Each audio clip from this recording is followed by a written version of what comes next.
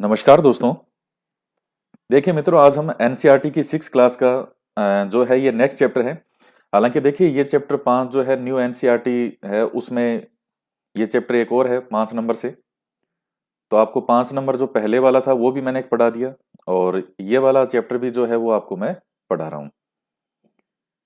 तो इसके बाद फिर नेक्स्ट जो है वो 6 नंबर वाला आ जाएगा। तो आज हम इसके बारे में पढ़ेंगे, राज्य, राजा और एक प्राचीन गणराज्य। इसके अलावा लास्ट जो हमने पढ़ा था उसमें आपको यह बताना है कि इनाम गांव जो है वो किस स्टेट में है, किस राज्य में है। ये कमेंट करके बताइएगा। अब आगे पढ़ते हैं। चुनाव का दिन। जब संकरन उठा तो उसने देखा कि उसके नाना नानी वोट डालने जा रहे थे। दरअसल वे चुनाव केंद्र पर सबसे पहले पहुंचना चाहते थे। संकरन जानना चाहता था कि आखिर वे इतने उत्साहित क्यों थे। उसके नानाजी ने उसे जल्दी में समझाने की कोशिश की और कहा, आज हम अपने शासकों का चुनाव करने जा रहे हैं। तो अब है कि कुछ लोग शासक कैसे बने।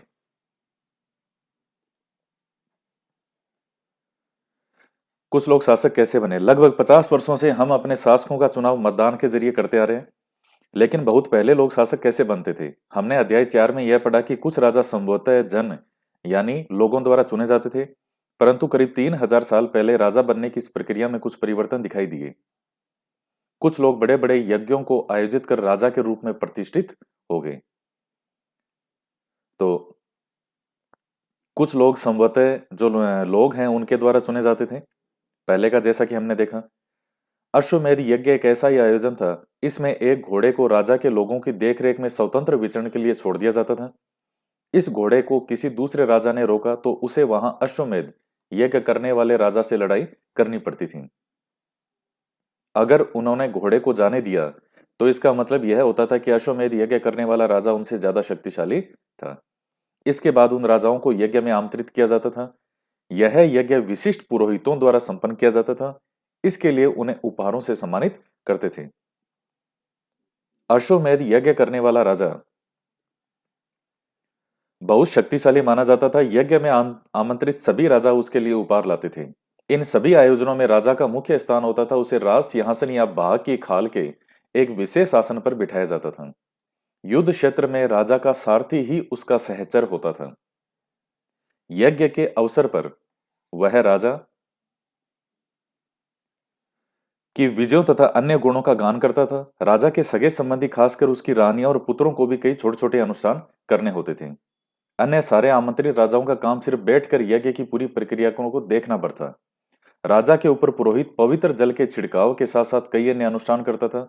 विष अथवा वैश्य जैसे सामान्य लोग उपहार लाते थे, और जिन्हें पुरोहित शुद्र मानते थे उन्हें कई अनुष्ठानों में शामिल नहीं किया जाता था। तो ये उस समय का एक बताया है कि पहले किस प्रकार से यज्ञ, जैसे जो राजा यज्ञ करवाता था अश्वमेध यज्ञ, यानी वही है अश्वमेध। मेध क्या होता है? बलि। तो अश्वमेध यज्ञ करवाते थे। वो घोड़ा जिस राज्यों से गुजरता था, जो रोक लेता था उसको युद्ध करना पड़ता था। जो नहीं रोकता था वो अपने आप ही वो राज्य उस अश्वमेध यज्ञ करने वाले राजा के अधीन माना जाता था। और सारी प्रक्रिया संपन्न होने के बाद, पूरा अश्वमेध यज्ञ होने के पश्चात, अब जो घोड़ा है उसकी बलि दी जाती थी। तो ये था अश्वमेध यज्ञ। तो अश्वमेध का नाम वो था, जो राजा ये करवाते थे तो उन्हें शक्तिशाली माना जाता था उस समय। जैसे आज के टाइम में भी आप देखते हैं कि जो नेता है वो कई बार नेताओं की जो रैलियां होती है, अब उसमें उनका लक्ष्य होता है कि इतनी भीड़ हमारे पास में होनी चाहिए, 50,000, 1 लाख, 2 लाख, 5 लाख। तो जिसके जितनी ज्यादा भीड़ आती है वो उतना ही ज्यादा लोकप्रिय माना जाता है। हर समय के हिसाब से अलग अलग चीजें होती है। किसी समय में कुछ धारणा अलग होती थी, आज अलग धारणा है। अब आता है वर्ण। इस समय उत्तर भारत में खासकर गंगा यमुना क्षेत्र में कई ग्रंथ रचे गए। ऋग्वेद के बाद रचे होने के कारण ये उत्तर वैदिक ग्रंथ कहे गए। ऋग्वेद के बाद में रचे गए। इनके अंतर्गत सामवेद, यजुर्वेद और अथर्ववेद तथा अन्य ग्रंथ शामिल हैं। आप भी जानते हैं 1500 से ईसा पूर्व से 1000 ईसा पूर्व का काल कहलाता है ऋग्वैदिक काल या पूर्व वैदिक काल। और 1000 ईसा पूर्व से 600 ईसा पूर्व का जो काल है वो कहलाता है उत्तर वैदिक काल। तो उत्तर वैदिक काल में आते हैं सामवेद, यजुर्वेद, अथर्ववेद। पुरोहितों द्वारा रचित इन ग्रंथों में विभिन्न प्रकार के अनुष्ठान और उनके संपादन की विधियां बताई गई हैं। उन्हें सामाजिक नियमों के बारे में भी बताया गया है इनमें। उस समय समाज में कई समूह थे। पुरोहित, योद्धा, कृषक, पशुपालक, व्यापारी, शिल्पकार, श्रमिक, मछली पकड़ने वाले, जंगल में रहने वाले लोग शामिल थे। जहां कुछ पुरोहित और योद्धा वैभवशाली थे, वहीं कुछ कृषक और व्यापारी भी धनवान थे। दूसरी ओर पशुपालक, शिल्पकार, श्रमिक, मछली पकड़ने वाले, शिकारी और भोजन संग्राहक निर्धन थे। तो समाज में क्या होते थे, कई समूह होते थे। और जैसे जो पुरोहित, योद्धा हैं, कृषक, पशुपालक, व्यापारी, शिल्पकार, श्रमिक, मछली पकड़ने वाले, जंगल में रहने वाले, सब लोग होते थे। सबके अपने समूह थे। और इनमें जो पुरोहित और योद्धा है वो वैभवशाली होते थे। कुछ कृषक और व्यापारी धनवान भी थे। और ये जो हैं भोजन संग्रह करने वाले, शिकारी, मछली पकड़ने वाले, श्रमिक, शिल्पकार, पशुपालक, ये निर्धन होते थे। और वैसे देखा जाए तो आज भी आपको लगभग यही चीज दिखेगी। हालांकि जो योद्धा जो है, अब योद्धा उस वक्त के देखिए, योद्धा वो दूसरे थे। योद्धा को बहुत सारी सुविधाएं वगैरह होती थी, आज के टाइम में जैसे सैनिक है। तो कई चीजों में थोड़ा बदलाव आया है। लेकिन बाकी आप चीजें देखेंगे तो जो जैसे मान लीजिए पहले ये होते थे राजा वगैरह, योद्धाओं को आप इन्हीं में शामिल कर लीजिए, राजाओं में, शासकों में। वही होंगे योद्धा जो राजाओं में या उनके अधीन जो थे। और आज के समय में जैसे नेता हैं या व्यापारी वर्ग हैं, तो ये क्या होते हैं, पैसे वाले होते हैं, धनवान होते हैं। और आज भी आप शिल्पकार हैं, श्रमिक है, मछली पकड़ने वाले, भोजन संग्रह करने वाले, पशुपालक, तो ये आपको कोई धनवान नहीं मिलेंगे। पुरोहितों ने लोगों को 4 वर्गों में विभाजित किया, जिन्हें 4 वर्ण कहते हैं। उनके अनुसार प्रत्येक वर्ण के अलग अलग कार्य निर्धारित थे। पहला वर्ण था ब्राह्मणों का।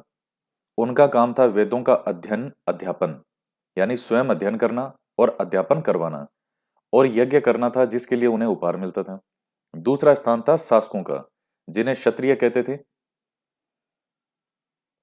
उनका काम युद्ध करना और लोगों की रक्षा करना था। तीसरे स्थान पर विष या वैश्य थे। इनमें कृषक, पशुपालक और व्यापारी आते थे। क्षत्रिय और वैश्य दोनों को ही यज्ञ करने का अधिकार था। इनमें कृषक वो थे और क्षत्रिय दोनों का अधिकार था। वर्णों में अंतिम स्थान शूद्रों का था। इनका काम अन्य 3 वर्णों की सेवा करना था। इन्हें कोई अनुष्ठान करने का अधिकार नहीं था। प्राय औरतों को भी शूद्रों के समान माना गया। महिलाओं तथा शूद्रों को वेदों के अध्ययन का अधिकार नहीं था। तो ये 4 वर्ण हैं, ब्राह्मण, वैश्य, क्षत्रिय, ब्राह्मण, क्षत्रिय, वैश्य और शूद्र। इसमें देखिए महिलाओं की स्थिति की अगर हम बात करें तो पूर्व वैदिक काल के अंदर महिलाओं की स्थिति बहुत अच्छी थी। लेकिन उत्तर वैदिक काल में आगे जैसे जैसे समय निकलता गया, वैसे वैसे महिलाओं की स्थिति जो है वो थोड़ी खराब होती गई। और शूद्रों को तो शुरू से ही कभी वेदों के अध्ययन का जो है यहाँ अधिकार था ही नहीं।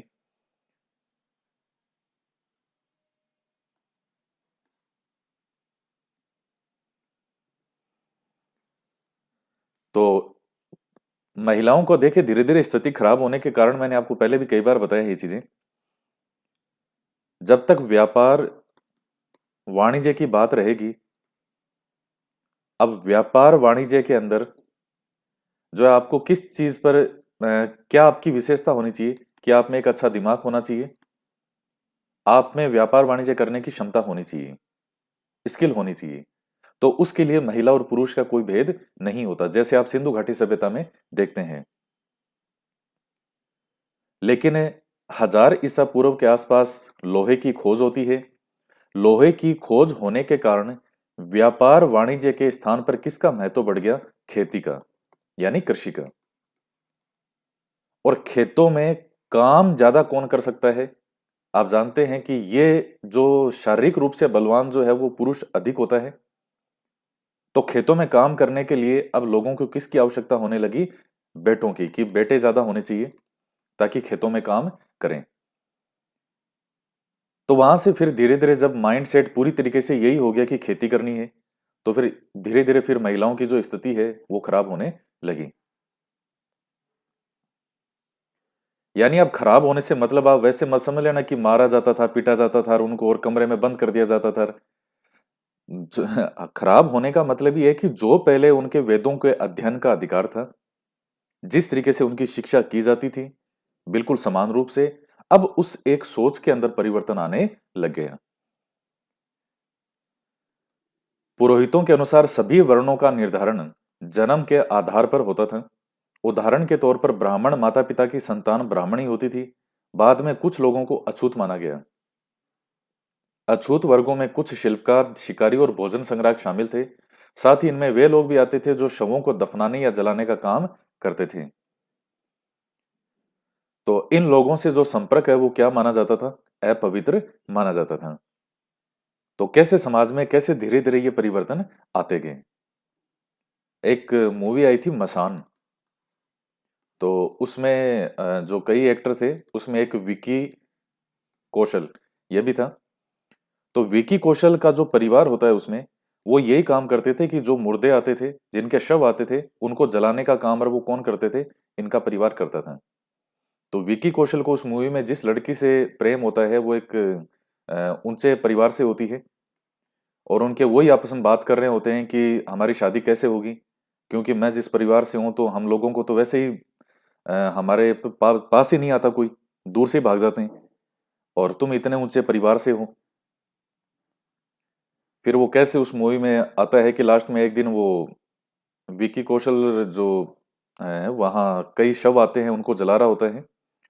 तो वो जिस लड़की से प्रेम करता था अचानक उसका शव भी उसको दिखता है। वो दरअसल एक अचानक कहीं एक्सीडेंट होता है और उसमें उस लड़की का पूरा परिवार मारा जाता है और वो लड़की भी खत्म हो जाती है। तो ये है कि सबको जाना लास्ट में वहीं उसी मशान में है। चाहे कोई मुकेश अंबानी हो और चाहे कोई कितना ही निर्धन व्यक्ति हो, वो जाना सबको लास्ट में कहे उसी मसान। मसान कहते किसको है? शमशान को। जो शमशान होता है उसी को मसान कहते हैं। तो इन लोगों से संपर्क अपवित्र माना जाता था। कई लोगों ने ब्राह्मणों द्वारा बनाई गई इस वर्ण व्यवस्था को स्वीकार नहीं किया। कुछ राजा स्वयं को पुरोहितों से श्रेष्ठ मानते थे। कुछ लोग जन्म के आधार पर वर्ण निर्धारण सही नहीं मानते थे। इसके अतिरिक्त कुछ लोग व्यवसाय के आधार पर लोगों के बीच भेदभाव उचित नहीं समझते थे, जबकि कुछ लोग चाहते थे कि अनुष्ठान संपन्न करने का अधिकार सबका हो।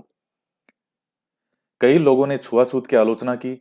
इस उपमहाद्वीप के पूर्वोत्तर क्षेत्र जैसे इलाकों में सामाजिक आर्थिक असमानता बहुत कम थी। यहाँ पुरोहितों का प्रभाव बहुत ही सीमित था। तो जो पूर्वोत्तर क्षेत्र है, ऊपर के पूर्वी उत्तर के भाग, वहां ये चीजें इतनी नहीं थी। इस तरफ का जो भाग था, जो आर्य मुख्य रूप से जहां रहते थे।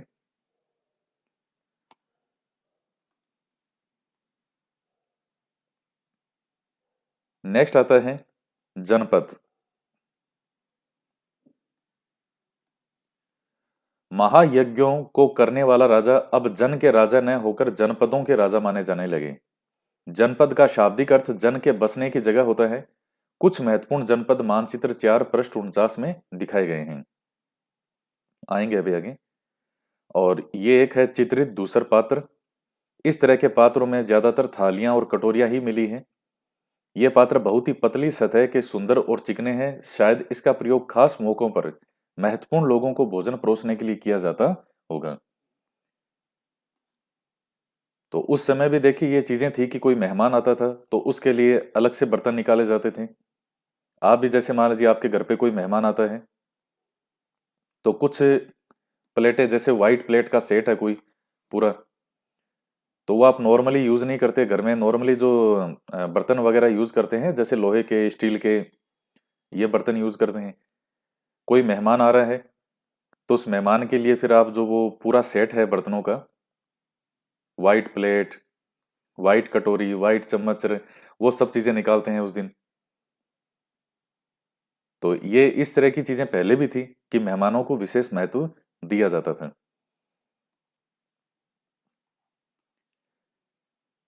पुरातत्वविदों ने इन जनपदों की कई बस्तियों की खुदाई की है। दिल्ली में पुराना किला, उत्तर प्रदेश में मेरठ के पास हस्तिनापुर और एटा के पास अतरंजी खेड़ा इनमें प्रमुख हैं।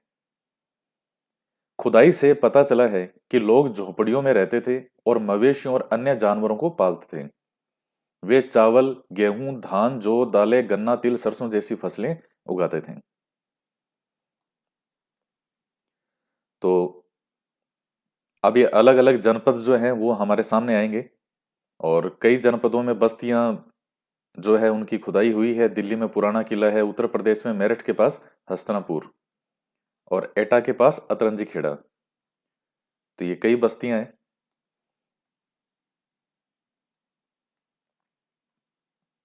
लोग मिट्टी के बर्तन भी बनाते थे। इनमें कुछ धूसर और कुछ लाल रंग के होते थे। इन पुरा स्थलों में कुछ विशेष प्रकार के बर्तन मिले हैं जिन्हें चित्रित धूसर पात्र के रूप में जाना जाता है। जैसा कि इनके नाम से स्पष्ट है, इनके बर्तनों पर चित्रकारी की गई है। अब ये वाला बर्तन है तो इस पे देख लीजिए। ये आमतौर पर सरल रेखाओं और ज्यामितीय आकृतियों के रूप में होते हैं।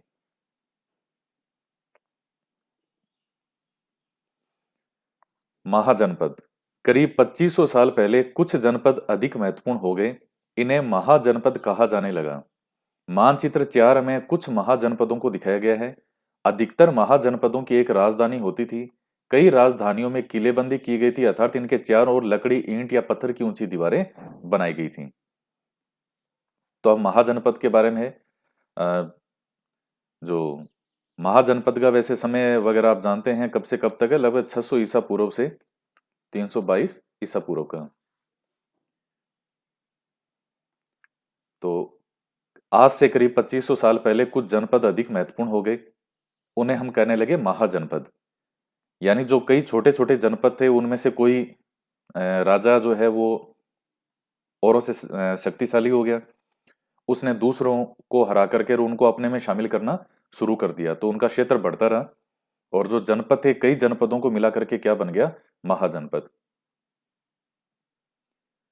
कई राजधानियों में किलेबंदी की गई थी, यानी चारों ओर लकड़ी, ईंट या पत्थर की ऊंची दीवारें बनाई गई थी। ऐसा लगता है कि लोगों ने अन्य राजाओं के आक्रमण से डरकर अपनी सुरक्षा के लिए इन किलों का निर्माण किया था। कुछ राजा अपनी राजधानी के चारों ओर विशाल, ऊंची और प्रभावशाली दीवार खड़ी कर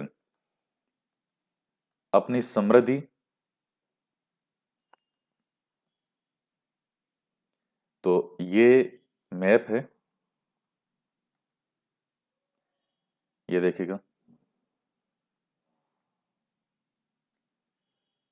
अब 16 महाजनपद हैं, ये सब हमने आरबीएससी किताबों में भी पढ़े हैं, 16 महाजनपदों के नाम। ये इधर काबुल नदी है, ये तक्षशिला, ये गांधार जो महाजनपद थे।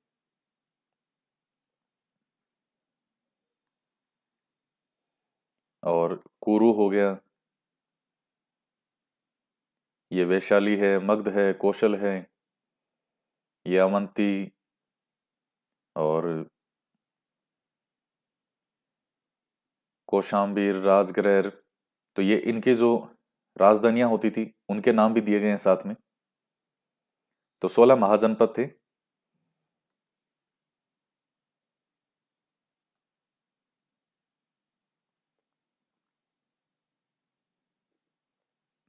और शक्ति का प्रदर्शन भी करते थे। इस तरह से किले के अंदर रहने वाले लोगों और उस क्षेत्र पर नियंत्रण रखना भी सरल हो जाता होगा।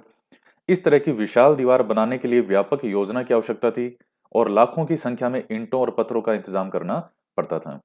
हजारों स्त्री पुरुषों और बच्चों ने इसके लिए अथक परिश्रम किया होगा। इनके लिए संसाधनों की आवश्यकता पड़ती होगी। अब राजा सेना रखने लगे थे। सिपाहियों को नियमित वेतन देकर पूरे साल भर रखा जाता था। कुछ भुगतान संभवतः आहत सिक्कों के रूप में होता था। यह आगे आएगा चैप्टर में।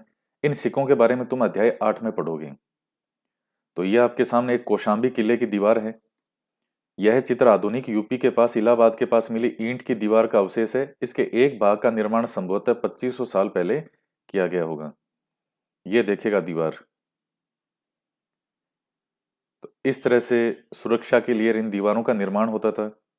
कई जैसे राजा हैं तो वो वैसे होता था कि हमारा नाम खूब हो, तो उसके रूप में भी कई बड़ी बड़ी ऊंची ऊंची दीवारें बनाते थे।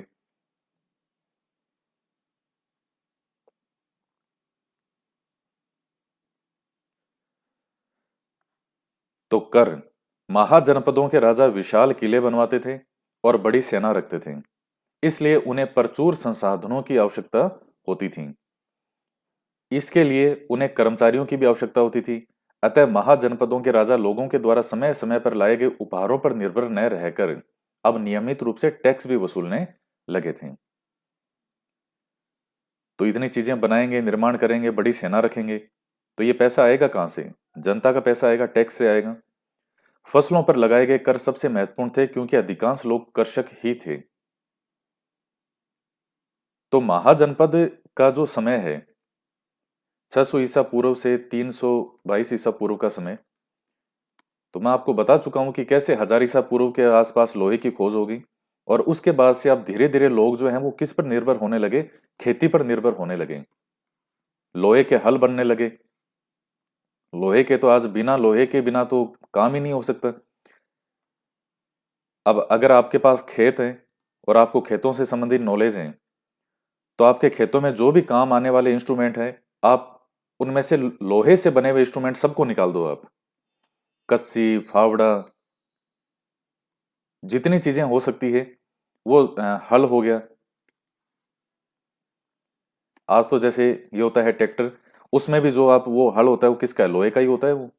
कई निकलवाते हैं तई, वो भी किसकी बनी होती है? लोहे की होती है वो। आप लोहे से बने हुए सारे इंस्ट्रूमेंट निकाल दो और फिर खेती करके देखो, क्या खेती अब उस तरीके से? अब ऐसा तो नहीं है कि खेती होएगी नहीं, करनी तो पड़ेगी, क्योंकि अन्न तो उपजाना पड़ेगा। लेकिन लोहे को निकालने के बाद में जिस जिस चीज में लोहा लगा हुआ है वो हर चीज निकाल दो, उसके बाद कितनी समस्या आएगी खेती में।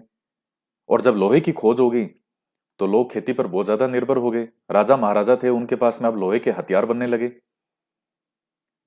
आपको 1000 ईसा पूर्व से पहले राजाओं के पास नियमित सेना, हथियार, अस्त्र शस्त्र, ये चीजें नहीं होती थी। क्यों? हथियार बनाएंगे किससे? तो ये चीजें नहीं होती थी। लोहे की खोज होगी तो दुनिया भर का लोहा होने लगे। और मगध साम्राज्य के सबसे शक्तिशाली होने का कारण ही ये था कि इसके पास में लोहा बहुत ज्यादा था। और भी कई कारण थे, सबसे बड़ा कारण लोहा था। बिहार में ही है, मगध कहाँ है? बिहार में ही है। राजधानी थी इनकी पाटलिपुत्र, यानी आज का क्या है? पटना। तो दुनिया भर का लोहा था यहाँ पे। लोहे की खोज होगी तो खूब सारे हथियार बनने लगे। और जिसके पास ज्यादा हथियार होंगे तो निश्चित रूप से उसका पलड़ा भारी रहेगा युद्ध में। फसलों पर लगाए गए कर सबसे महत्वपूर्ण थे। प्राय उपज का 1/6 हिस्सा कर के रूप में निर्धारित किया जाता था, जिसे भाग कहते थे। ये बहुत महत्वपूर्ण पॉइंट है।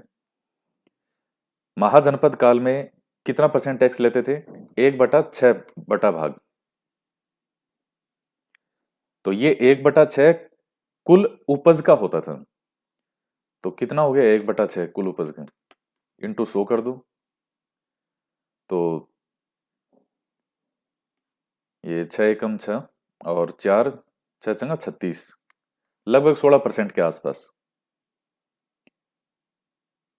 तो अगर मान लीजिए आपके पास 100 मण अनाज हुआ है, तो 16 मण अनाज कौन ले जाएगा? सरकार।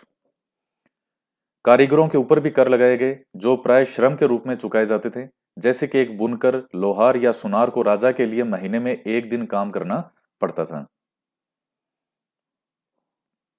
तो ये कर इस रूप में जो है वो राजा को, वो ये राजा वसूल करते थे। यानी वो काम करना पड़ता था उसको, उस रूप में टैक्स वसूला जाता था। पशुपालकों को जानवरों या इनके उत्पाद के रूप में कर देना पड़ता था। व्यापारियों को सामान खरीदने बेचने पर भी कर देना पड़ता था। तो टैक्स की व्यवस्था तो, अब इतनी बड़ी विशालकाय सेना होगी तो पैसे की आवश्यकता पड़ेगी। सेना को वेतन देंगे तो वेतन देंगे कहां से? तो टैक्स होगा, पैसा आएगा तभी वो देंगे। आखेटकों और संग्राहकों को जंगल से प्राप्त वस्तुएं देनी होती थी। कृषि में परिवर्तन। इस युग में कृषि के क्षेत्र में दो बड़े परिवर्तन हुए। हल के फाल अब लोहे के बनने लगे। मैं जो इतनी देर आपको कहानी सारी समझाई ऊपर वो यही है। अब कठोर जमीन को लकड़ी के फाल की तुलना में लोहे के फाल से आसानी से जोता जा सकता था। इससे फसलों की क्या हो गई, उपज बढ़ गई। मैंने जो आपको ऊपर बताया कि महिलाओं की स्थिति जो खराब होगी पहले की तुलना में, वो क्यों हो गई? क्योंकि अब यहां लकड़ी के जो फाल की लोहे के फाल बन गए। अब खेत जोतना है तो खेत जोतने के लिए आवश्यकता किसकी ज्यादा पड़ेगी? तो उसमें जो शरीर से ज्यादा बलवान ईश्वर ने बनाया है वो पुरुष को बनाया है। दूसरे लोगों ने धान के पौधों का रोपण शुरू किया, अर्थात खेतों में बीज छिड़क कर धान उपजाने के बजाय धान की पौध तैयार कर उनका रोपण शुरू कर दिया। तो अब पहले की तुलना में बहुत ज्यादा पौधे जीवित रह जाते थे, इसलिए पैदावार भी ज्यादा होने लगी। और इसमें कमर तोड़ परिश्रम लगता था। ये काम ज्यादातर दास, दासी और भूमिहीन खेतीहर मजदूर जो हैं वो करते थे। तो ये खेती में दो बड़े परिवर्तन आते हैं।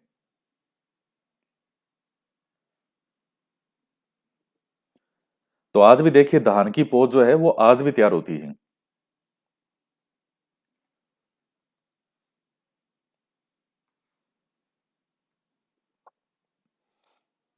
फिर है मगध। मानचित्र 4 पृष्ठ 49 में मगध ढूंढो। लगभग 200 सालों के भीतर मगध सबसे महत्वपूर्ण जनपद बन गया। गंगा और सोन जैसी नदियां मगध से होकर बहती थी। अब ये बता रहे कि मगध क्यों इतना महत्वपूर्ण जनपद बन गया। एक तो महत्वपूर्ण नदियां बह रही है, यातायात, जल वितरण और जमीन को उपजाऊ बनाने के लिए बहुत महत्वपूर्ण थी। मगध का एक हिस्सा जंगलों से भरा था। इन जंगलों में रहने वाले हाथियों को पकड़कर उन्हें प्रशिक्षित कर सेना के काम में लगाया जाता था। जंगलों से घर, गाड़ियां, रथ बनाने के लिए लकड़ी मिलती थी। इसके अलावा क्षेत्र में लोहे अयस्क की खदानें हैं। मजबूत औजार और हथियार बनाने के लिए बहुत उपयोगी थे। तो ये कारण थे कि आप देखते हैं कि मगध इतना विशाल साम्राज्य इतना मजबूत कैसे बना, सबसे शक्तिशाली कैसे बना। तो कई फैक्टर काम करते थे उसमें।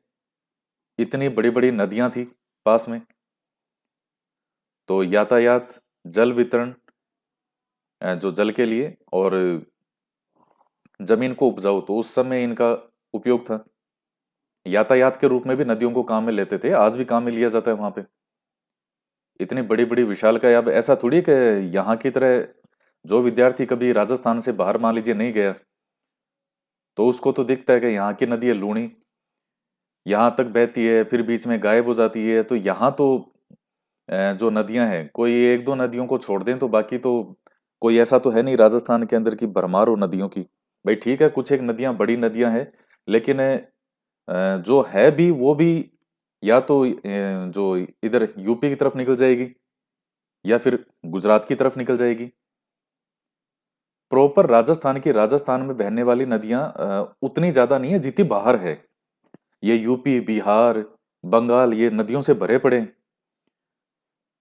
और वो इतनी गहरी और इतनी बड़ी बड़ी नदियां हैं कि आप अगर ऊपर हवाई जहाज में भी उड़ रहे हो तो भी आपको नीचे वो नदियां दिख जाती है। इतने विशालकाय उनकी चौड़ाई है। तो यहाँ राजस्थान के अंदर नदियां यातायात के रूप में कहाँ से काम में आएगी? वो बीच में पता चला कि नदी गायब भी होगी वो। अब बेचारा वो जहाज लेके निकला था कि सामान यहाँ से लेकर के मैं वहां तक लेके जाऊंगा, रास्ते में चलते चलते पता चला कि साहब अब तो नदी नहीं है यहाँ तो लेकिन ये नदियां जो है इतनी विशालकाय कहाँ से ऊपर पहाड़ों से निकलती थी और पूरा आगे जाकर के बंगाल की खाड़ी में जाके गिरती थी। तो इनमें आराम से यातायात के प्रयोग रूप में इनको प्रयोग किया जा सकता था। आज भी किया जाता है। पूरे मार्ग बने हुए थे और ये हाथियों से इनको सेना में लगाते थे, जंगल वगैरह खूब थे। ये लोहे एस्क वाला मैंने आपको बता ही दिया था, मजबूत औजार और हथियार बनाने में। मगध में दो बहुत ही शक्तिशाली शासक बिंबिसार और अजात शत्रु हुए। अन्य जनपदों को जीतने के लिए हर संभव साधन अपनाते थे। महापद्मनंद एक और महत्वपूर्ण शासक थे। उन्होंने अपने नियंत्रण का क्षेत्र इस उपमहाद्वीप के उत्तर पश्चिमी भाग तक फैला लिया था। तो बिहार में राजगृह आधुनिक राजगीर कई सालों तक मगध की राजधानी बनी रही और बाद में पाटलिपुत्र यानी आज का पटना जो है इस राजधानी को बनाया गया। तो 2300 साल से भी पहले की बात है। मैसिडोनिया का राजा सिकंदर विश्व विजय करना चाहता था। पूरी तरह सफल न होने पर भी वह मिस्र और पश्चिमी एशिया के कुछ राज्यों को जीतता हुआ भारतीय उपमहाद्वीप में व्यास नदी के किनारे तक पहुंच गया। जब वह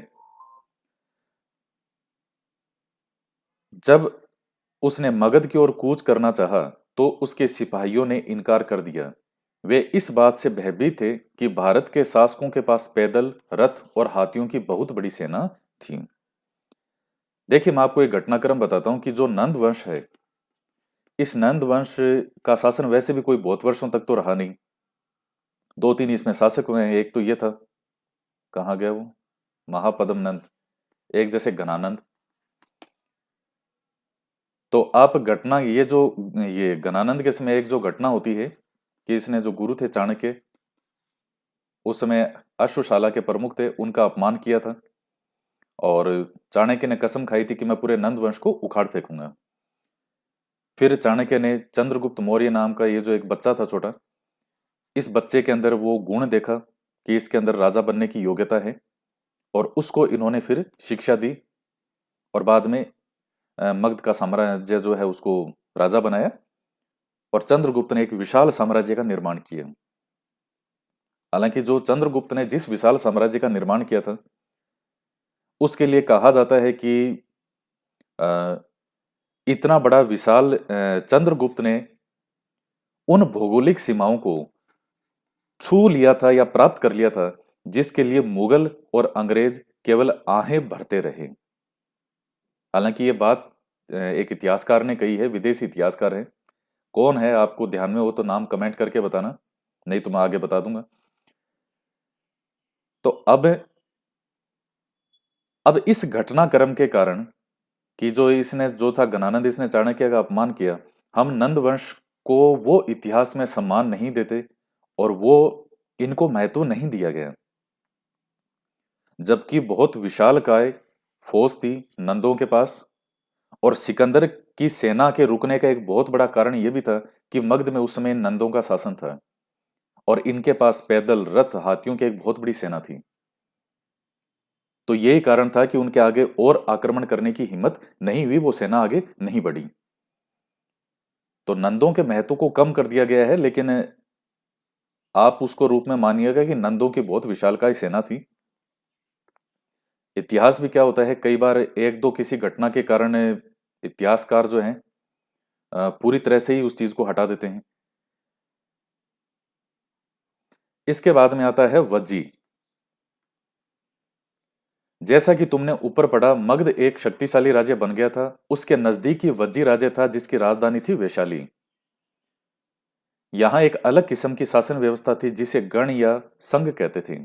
तो गण शब्द का प्रयोग तो कई सदस्यों वाले समूह के लिए करते थे और संघ का मतलब होता था संगठन या सभा। गण या संघ में कई शासक होते थे। कभी कभी लोग एक साथ शासन करते थे जिसमें से प्रत्येक व्यक्ति राजा कहलाता था। ये सभी राजा विभिन्न अनुष्ठानों को एक साथ संपन्न करते थे। सभाओं में बैठकर ये बातचीत, बहस और वाद विवाद के जरिए तय करते थे कि क्या करना और किस तरह करना है। शत्रुओं के आक्रमण से निपटने के लिए वे मिलकर चर्चाएं करते थे। स्त्रियां, दास और कमकार इन सभाओं में हिस्सा नहीं लेते थे। तो गण या संघ जो है, यहाँ क्या था, कई शासक होते थे और इसमें लोग जो हैं वो मिलकर के काम करते थे। कभी कभी लोग एक साथ शासन करते थे जिसमें से प्रत्येक व्यक्ति राजा कहलाता था। तो मिल बैठ करके इस तरह से बात करते थे, शत्रुओं के आक्रमण से निपटने के लिए मिलकर योजनाएं बनाते थे, चर्चाएं करते थे। और स्त्रियां, दास, कमकार जो है इनमें हिस्सा नहीं लेते थे। बुद्ध या महावीर दोनों ही गण या संघ से संबंधित है। बौद्ध साहित्य में संघ के जीवन का बहुत ही सजीव वर्णन मिलता है। तो ये भी उन्हीं गणों से संबंधित थे, क्योंकि आप जानते हैं कि दोनों ही बुद्ध और महावीर स्वामी जो हैं ये किससे थे, राजकुल से थे, राज परिवार से। तो ये भी गण या जो संघ है उससे संबंधित थे। वज्जी संघ का वर्णन दिग निकाय में लिया गया है, दिग निकाय से यह वर्णन। दिग निकाय एक प्रसिद्ध बौद्ध ग्रंथ है जिसमें बुद्ध के कई व्याख्यान दिए गए हैं और इसे करीब 2300 साल पहले लिखा गया था। तो अजात शत्रु और वजी संघ। अजात शत्रु वजी संघ पर आक्रमण करना चाहते थे। उन्होंने अपने मंत्री वस्कार को बुद्ध के पास सलाह लेने के लिए भेजा। ये समकालीन थे जो अजात शत्रु महात्मा बुद्ध। बुद्ध ने उनसे पूछा कि क्या वजी सभाएं नियमित रूप से होती है, उनमें सभी सदस्य उपस्थित होते हैं। जब उन्हें पता चला कि ऐसा होता है तो उन्होंने कहा कि वज्जीवासी तब तक उन्नति करते रहेंगे जब तक वे पूर्ण और नियमित सभाएं करते रहेंगे, आपस में मिलजुल के काम करेंगे, पारंपरिक नियमों का पालन करेंगे और बड़ों का सम्मान, समर्थन और उनकी बातों पर ध्यान देते रहेंगे। तो कितना अच्छा घटनाक्रम है। ये जो वर्णन दिया गया है ये किसमें है? दिग निकाय में। इसको ऐसे भी लिख देते हैं, दिग निकाय, इस तरह से भी लिख देते हैं। वज्जी महिलाओं के साथ जोर जबरदस्ती नहीं करेंगे और बंधक नहीं बनाएंगे। शहरों तथा गांवों में चैत्यों का रख रखाव करेंगे। जो बौद्धों के जो पूजा स्थल हैं उनको चैत्य कहते हैं। विभिन्न मतावलंबी संतों का सम्मान करेंगे और उनके यहाँ आने जाने पर रोक नहीं लगाएंगे। कई शक्तिशाली राजा इन संघों को जीतना चाहते थे। इसके बावजूद उनका राज्य अब से लगभग 1500 साल पहले तक चलता रहा। इसके बाद गुप्त शासकों ने गण और संघ पर विजय प्राप्त कर उन्हें अपने राज्य में शामिल कर लिया। इनके बारे में तुम अध्याय 10 में पढ़ोगे। इसके बाद हम बात करते हैं अपने एटलस में यूनान और एथेंस को ढूंढो। लगभग 2500 साल पहले एथेंस के लोगों ने एक शासन व्यवस्था की स्थापना की जिसे प्रजातंत्र या गणतंत्र कहते हैं। यह व्यवस्था 200 साल तक चली। इसमें 30 साल से ऊपर के उन सभी पुरुषों को पूर्ण नागरिकता प्राप्त थी जो दास नहीं थे। वहां एक सभा थी जो महत्वपूर्ण विषयों पर निर्णय लेने के लिए साल भर में कम से कम 40 बार बुलाई जाती थी। इस सभा में सभी नागरिक भाग ले सकते थे। शासन के कई पदों पर नियुक्तियां लॉटरियों द्वारा की जाती थी। सभी नागरिकों को सेना और नौसेना में अपनी सेवाएं देनी होती थी। औरतों को नागरिक का दर्जा नहीं मिलता था। व्यापारियों तथा शिल्पकारों के रूप में एथेंस में रहने और काम करने वाले बहुत से विदेशियों को भी नागरिक अधिकार नहीं मिले थे। एथेंस में खदानों, खेतों, घरों और कार्यशालाओं में काम कर रहे दासों को भी नागरिक अधिकार नहीं मिले थे। तब एनसीईआरटी वाला पूछता है कि क्या एथेंस में वास्तव में जनतंत्र था क्या? नहीं था, क्योंकि कितने ही लोग ऐसे हैं जिनको इन्होंने अधिकार दिए ही नहीं। तो फिर वो जनतंत्र कैसे हुआ? आज जैसे भारत लोकतंत्र है तो भारत में हर व्यक्ति को अधिकार है, संविधान में दिया गया है। ऐसा नहीं है कि ये कोई महिला है तो इसलिए इसको ये अधिकार नहीं मिलेगा, या इसको नागरिक का दर्जा नहीं है, या इसको वोट देने का अधिकार नहीं है।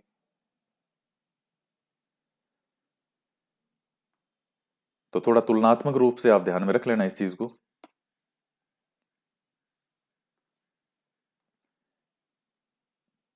इसके बाद ये उपयोगी शब्द हैं: राजा, अश्वमेध, वर्ण, जनपद, महाजनपद, किलेबंदी, सेना, कर, पौधरोपण, गण अथवा संघ, प्रजातंत्र। ये सारे हो गए आपके। तो कुछ महत्वपूर्ण तिथियां: नए शासक लगभग 3000 साल पहले, महाजनपद लगभग 3000 साल पहले, सिकंदर का आक्रमण, दीर्घ निकाय का लेखन लगभग 2300 साल पहले और गण या संघ राज्यों का अंत लगभग 1500 साल पहले। तो